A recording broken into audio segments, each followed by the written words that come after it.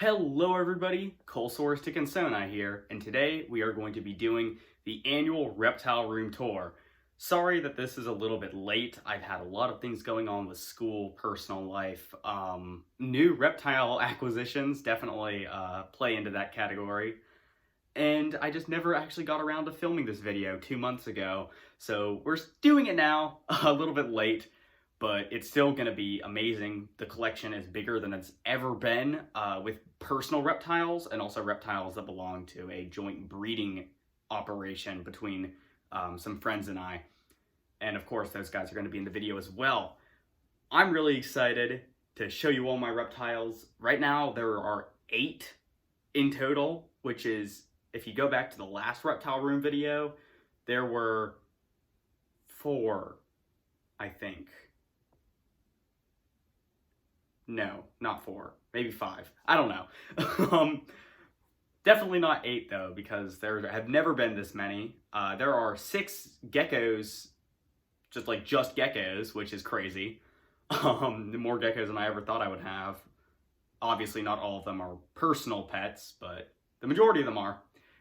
But yeah, without further ado, let's actually get into it. And we are actually going to start off, strangely enough, with my non-reptile animals in the room.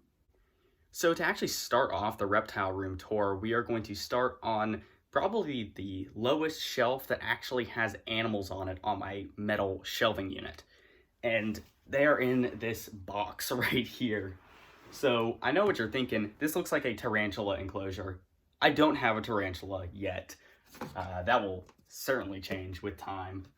But these are invertebrates.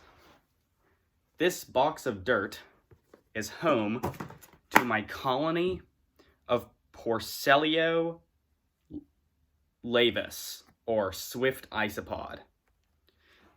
So if you know me, you know that I love isopods, or roly-polies, or pillbugs, or any other name you'd like to call them.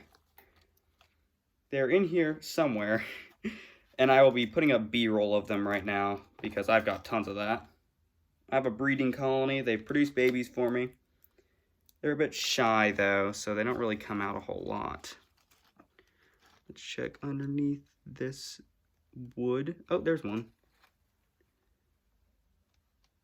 Wait, where'd he go?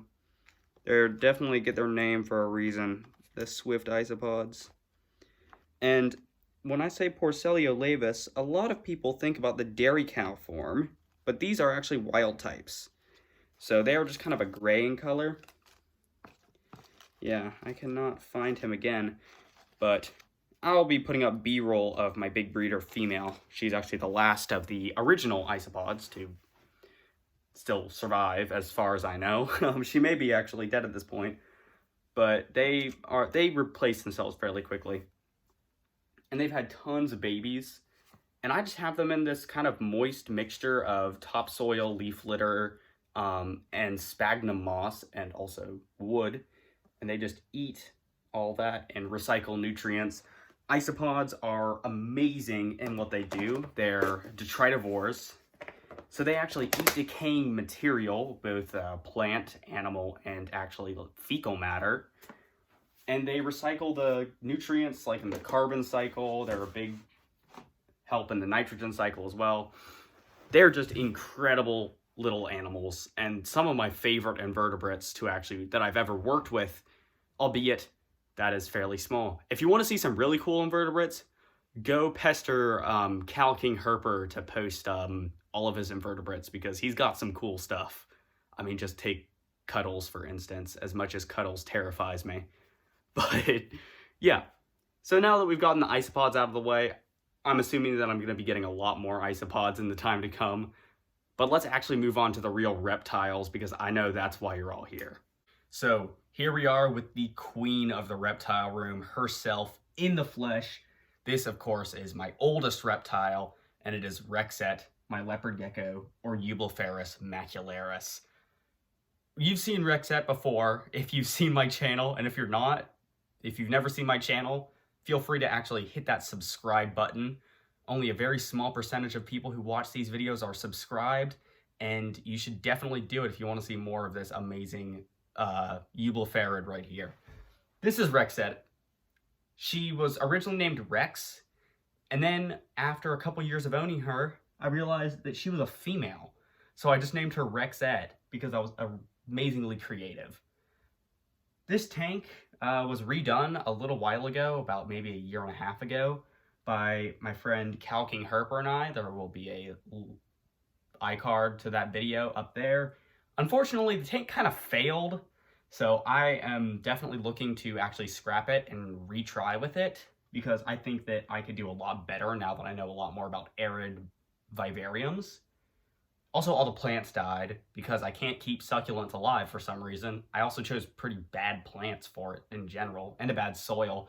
I don't know. There wasn't a whole lot of research involved for this tank. Nevertheless, she's thriving. Look at her. She's still on a diet. She's a bit overweight.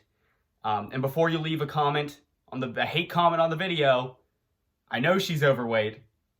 She's on a diet, and she's losing weight. If you look back at my older videos, you will see that she's a lot chunkier than she is now. I've gotten comments saying she's overweight, when in the video, it was the one video that I actually didn't say she was overweight. But yeah, I definitely know she is, and obviously her health comes first and foremost to me, especially because she's turning 12 this year, so she's getting up there in age. Let's actually get this gal out, and let's see her a bit more up close. So here she is. This is Rexette.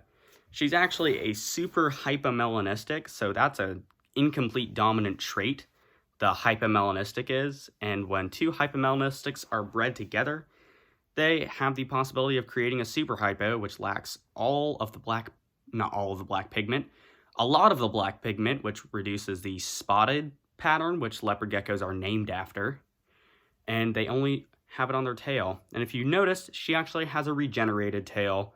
This was from before I got her, because she has never dropped her tail with me. But she is a fantastic animal. Probably my favorite, which is a bit odd that my favorite is a leopard gecko. But still, she's amazing. I love her. She's great with kids, great for educational talks. She's going to be retired soon from those, because I don't want it to stress her out too much. I don't handle her too terribly often anymore, because I just like to have her just relax in her giant mansion of a tank and just vibe, eat mealworms, and sleep, which is obviously the best life that everyone, including me, wants. But yeah, this is Rexette, the leopard gecko, and let's actually move on to my other leopard gecko. This is my other permanent leopard gecko, and of course, she has made a mess of her tank. She was just shedding, so she was spending a lot of time in her humid hide, and actually I think she's in her humid hide right now. But she has been burrowing, so she's been kicking a lot of substrate out. I try to keep it clean, but you know, with burrowing animals, sometimes you just can't. So if we lift up this little rock, boop, there she is, all curled up. This, of course, is Matilda. Matilda is actually a tangerine bold leopard gecko. She was produced by a friend of mine, and she is an incredibly beautiful animal. She's about half a year old now, and she's gotten huge in the couple months that I've actually been working with her. Matilda is a little tyrannosaurus when it comes to actually eating food. She will stop at nothing to be satiated. She's bitten me more than any other animal, and I work with snakes, and that's saying a lot.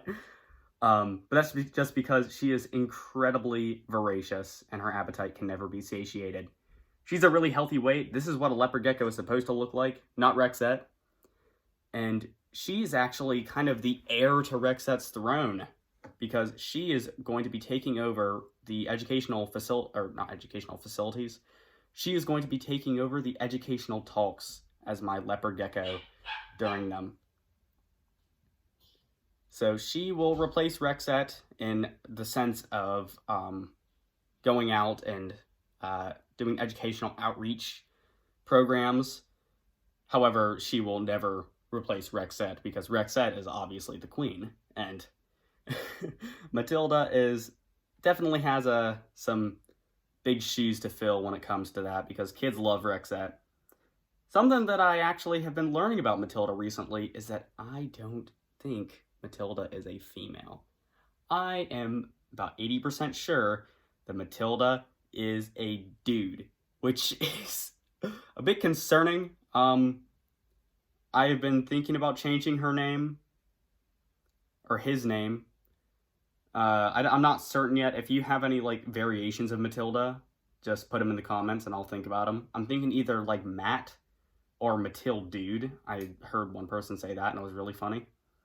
But so let's look at her setup. She's right now in this 10-gallon tank. Very simple. She's not old enough to actually put on loose substrate yet. However, at some point I will be transitioning her to a bioactive tank. But yeah, she's got paper towel, she's got some hides, some plants, just an overall nice setup. And she's doing incredible. In case you were wondering about Matilda, here she is. She's been moved out of her critter keeper, kind of evicted out of her critter keeper, because there are some new tenants in her critter keeper. So, without further ado, let's actually put Matilda up and go check out some tiny baby leopard geckos. And it will really just put into perspective about how much these guys grow in a couple months. All right, Matilda, you've done good, but you got to go back to sleeping. I know, you're going to hate that. So, the baby bin has babies in it once again. Matilda's moved out, but alas, there are not one, but two little baby leopard geckos hiding in this tiny, like, what, 2, 3, maybe 5-gallon enclosure. They're very small. So, we've got two. We've got one, which I've nicknamed Squirt, and the other, which doesn't have a name. Technically, their name at the moment is 02001. However, that doesn't really roll off the tongue very well. And they both got very unique personalities. I can't just tell you, I've got to actually show you. But it's a very simple setup. There's two hides, one on the warm, one on the cool, a water bowl, a calcium dish, and obviously a heat pad right here where they like to spend a lot of their time just basking up against. Let's check the cool hide. Nope, there's some poop, I need to clean that. The warm hide. There we go. Ooh, she just shed. Perfect for the video. So you may see them running around. But let's get out the first little baby. This is the one I've nicknamed Squirt. Look at how small she is. She is not even a month old. Oh, you have a little bit of shed on you. I need to spray you. But this is Squirt. Squirt is actually Matilda's full sibling. So this is her little sister. She looks a lot like when Matilda was really young. However, she came out yellow, which was really weird. And Squirt is a pretty interesting case when it comes to leopard geckos. When you breed leopard geckos, you're going to have babies that kind of hatch out a bit wonky. And, not Matilda, sorry. And Squirt was definitely one of those geckos. Squirt came out as a runt, very tiny. She has an underbite, and she has 2 cleft lips on her top jaw. These don't impact her very much. I mean, if they do, it's very minimal. And she is a spunky gecko for sure. Reminds me a lot of when Matilda was a tiny little baby. But yeah, she's definitely a special case. She's a bit special needs. So when I will be adopting her out, I'm going to be looking for someone who has had experience with leopard geckos before. Preferably quite a bit of experience. Because she's a handful. Not really, like, literally a handful. She's a hand empty. However, she definitely makes up for it in personality. So this is the first little baby. This is Squirt, who was named by my mom, actually. My mom was like, let's call her Squirt, because she's very little. So we did. All right, Squirt, there you go. You want to go back in? There you go. Let's get out the other baby. Come here. This is 02001. She is a bandit. So she was not related to Matilda or Squirt at all. And she actually will grow up and have stripes on her back where those 2 splotches are. She's 3 days old now, so she's a tiny baby. Her umbilical area is not yet fully healed. And you can see she's dropped her tail. this goes to show she is, oh my goodness, where do I begin with her? She's an interesting gecko. She's very, very defensive. She likes to bite, she likes to scream, and she likes to run. And apparently she drops her tail. So she is going to be a lot of fun to work with. However, that being said, she is a perfect little baby. She didn't drop, I caught her. She's a perfect little baby in all senses of the word. And we're going to put her back in here because I don't want to drop her. Because if she dropped, she would probably get very hurt.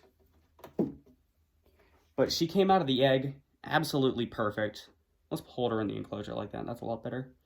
You can see she still has her nuchal loop, which is this white loop behind her neck, which fades with time. And she's just incredible. And she just did a little tumble there. There you go into your hide. I love baby geckos, especially baby leopard geckos, because they're so much fun to work with. And these two have certainly not been an exception. Matilda, or sorry, not Matilda. I'm so used to saying Matilda. Squirt is a voracious eater, despite her handicaps, her incubation handicaps, deformities, I guess. And the spunkiness of 02001 just absolute, or amazing. She's a screamer, by the way. I don't know if the camera picked that up, but yes, she did scream a little bit. She hasn't eaten yet. However, I'm giving her like at least the first week of her life before I'm going to try to feed her because she's still absorbing her yolk. And yeah, they're incredible. These guys are not permanent, I should probably mention. So we probably won't see too much of these guys on the channel. They're going to be adopted out to new homes at some point. If you would like to have a gecko, one of these geckos, you know, I will probably be, you know, asking a bunch of questions about their care and stuff. However, you know, feel free to reach out and I'll probably make a list, like a form. I don't know. I'll do something about it. They're pretty cool. So, and they definitely will be a lot cooler as they get older. They're going to turn to be really pretty geckos. But yeah, so these are the babies. They're right here in this amazing little baby bin. And let's move on to my other species of gecko I currently work with, which are my crested geckos, which there's one right here. So we'll probably start with them. So the first of my crested geckos is actually in this Exoterra 18 by 18 by 24 tank. And this is Leonard. You've all seen Leonard on the channel before. He's one of my great educational animals and is my huge male cresty. Right now, he is in his cork bark hide, if you can see him in there. And since he's in this, there is no chance that I'm actually getting him out. So unfortunately, he decided that he does not want to be filmed today, but you can kind of see him. Yeah, there's a good shot of his butt in there. And I don't know, you may be able to see his head. No, you won't. You can't see his head. But yeah, he's in this tank. I'm not very proud of it, obviously. It's not bioactive. It's not life planted, all fake plants. So eventually I will get around to actually redoing this tank to look a lot more like my next vivarium that you will be seeing, which houses my other crested gecko in it. But this is Leonard. He's doing great. He eats 3 times a week, just like the other cresty. He's nice, fat, and happy, and he's also really good with handling, which is unlike my other one. But yeah, this is Leonard. He's cool. I haven't talked about him too much, but I can't really get him out. So unfortunately, we have to just deal with this. So without further ado, let's go on to my much more aesthetically pleasing crested gecko enclosure.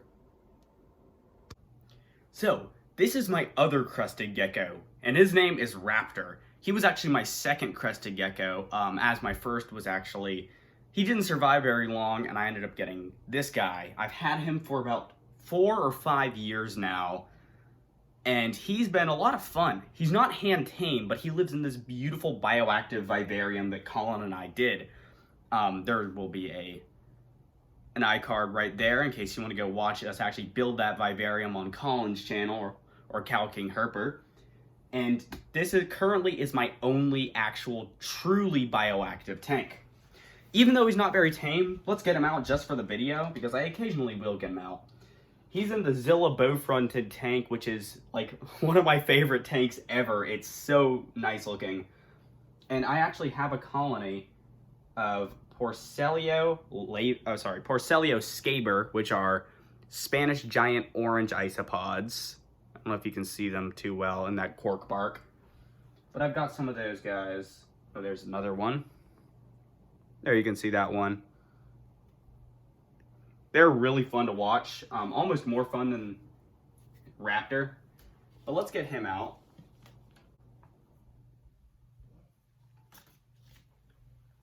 Here he is. Right now he's fired down big time, and he may even be in shed. So he's looking awfully drab today. Normally he's much brighter, and he even has some oranges and some dark grays, but he is, yeah, he's definitely in shed right now. So he's not really looking his best, and of course for the actual video he had to be in shed and also fired down. That has to do a lot of with the fluorescent, or LED, yeah, no, that's a fluorescent light. The fluorescent light that I use for the plants, it is more like a day-night cycle too for him. So he will change color through the course of the day. And right now it's still daytime. So he thinks it's daytime, and so he's gonna fire down a lot. And if you didn't know, crested geckos can slightly modulate their color based on a bunch of different conditions like light, temperature, humidity, or just based on how stressed they are. And that's called firing up when they get nice and bright, and then firing down when they get more drab like this. But he is, as far as I know, I think he's a partial pinstripe crested gecko, because there's that line that goes down his back. I think it's called a flame. I don't really know crested gecko morphs really well, but he also has a good amount of white walling on him. And if you can tell by that large hemipenal bulge, he is definitely a male. He still has his tail. You see, he's not the most tame. But he's still a joy to work with, and I really enjoy working with him. You can see they're called crested geckos because they have those beautiful like eyelashes, which are modified scales that run the length of their back. And he has not dropped his tail. I think I've already said that, but you can see that it's actually a semi-prehensile tail, so kind of like a monkey's tail.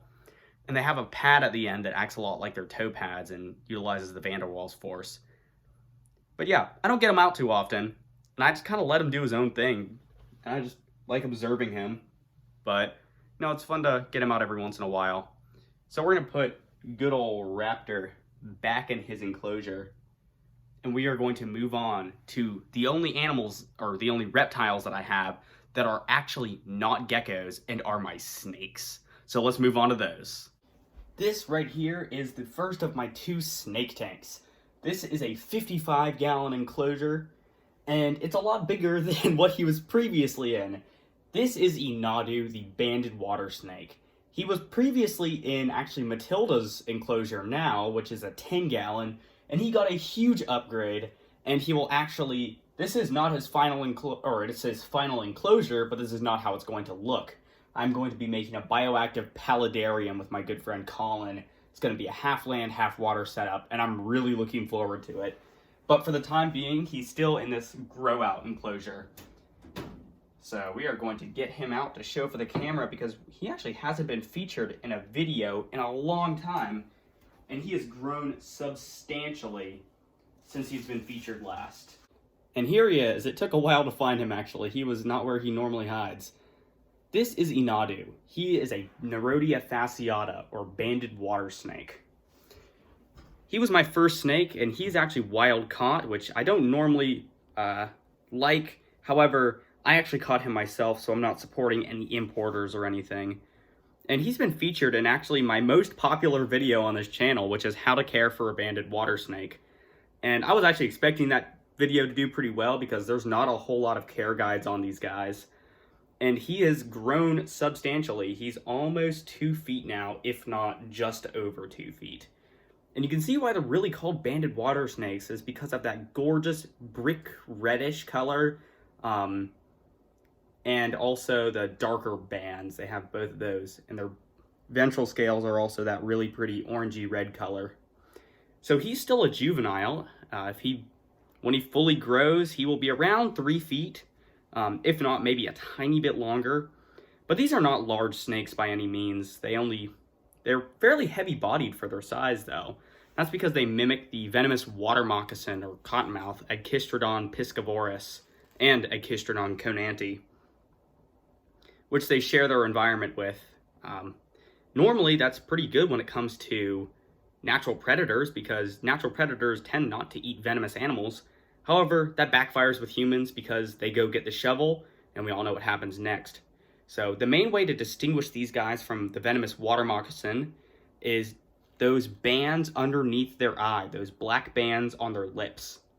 Water moccasins don't have those. Those are called their labial scales. These guys have a lot bigger labial scales than the water moccasins. However, I'm going to say what I always say when I do educational talks, is that if you see a snake in the wild and you don't know what it is, just leave it alone. Even if you do know what it is, it's still a great idea just to leave wild animals alone, because they want nothing to do with you. They're terrified of you. You look like a predator to them. And obviously, don't kill snakes. I think that goes without saying, and I'm pretty sure if you watch this video, you probably don't kill snakes, so that's a bit redundant for me to say. However, you know, if you do, think about it next time, and, you know, these guys are good pest control for things that will, like, actually hurt you or, you know, your food supply or your house. But speaking of eating, he loves to eat frozen tilapia, live minnows, frogs, tadpoles, and right now I feed him mainly frozen silverside minnows. So that's what he likes to eat. But these guys are garbage disposals. They eat anything and everything. And honestly, they're a really good first snake. He was my first, and he's been incredible. He's also a native species, so he's kind of used to the area that I live in. But banded water snakes are a really underrated snake species, and I would totally recommend them to even beginners who are just getting into them. Just got to be careful. Some of these guys can be really nasty tempered, so definitely be careful with that. However, they tame down really well. Like, if Inadu shows anything, then, you know, they're pretty hand-tame animals. He will jump occasionally, but not really. And he's one of the animals that I trust with children. Like, I will hand him to, 7-year-olds. And he's perfectly fine. So, this is Inadu. He's incredible. I love him. He's a fantastic specimen. So we're going to put him back, and we are going to move on to my newest snake. All right, let's do that. In this 12 by 12 by 18 tank lies my newest snake, or my only other snake also. You've actually seen him once before on the channel in the previous video, and this is the Brettles python, or Morelia bredli, or also called the Centralian python, that I picked up in the last video at the National Reptile Breeders Expo. So let's go ahead and get him out because he is a fantastic animal. This is only a quarantine setup for him, as he will be transferred to a vivarium that will mimic his natural habitat once he passes quarantine, and so far he's done really good with that. And there he is in the bottom. I use a snake hook just to kind of let him know that I'm getting him out.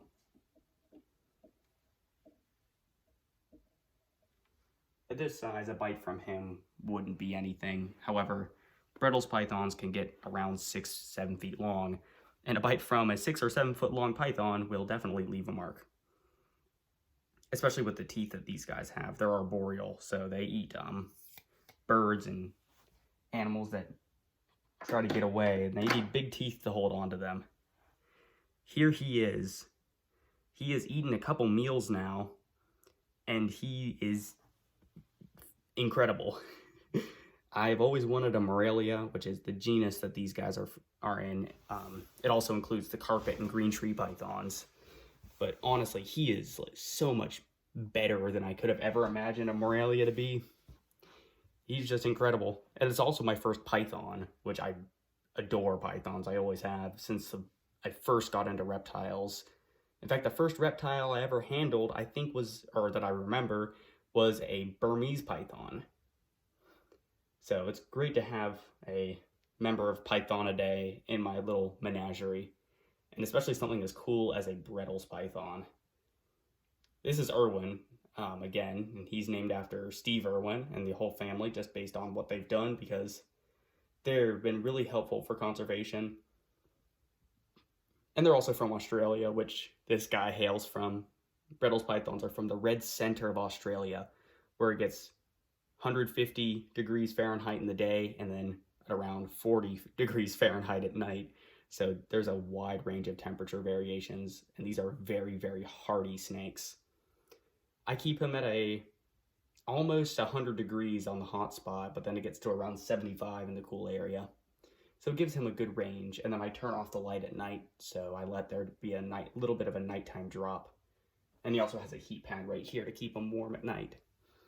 But he is amazing. I love this snake so much, and I'm really looking forward to working with him more. And when he gets really big, he's going to be an amazing educational animal.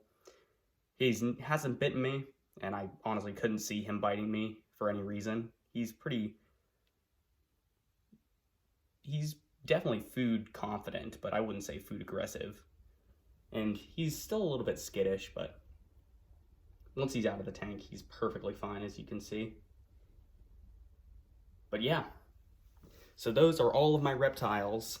And if you liked this video, don't be afraid to leave a like and subscribe so you can see much more about all the reptiles featured in this video, and especially more Irwin updates. And also, yeah, subscribe.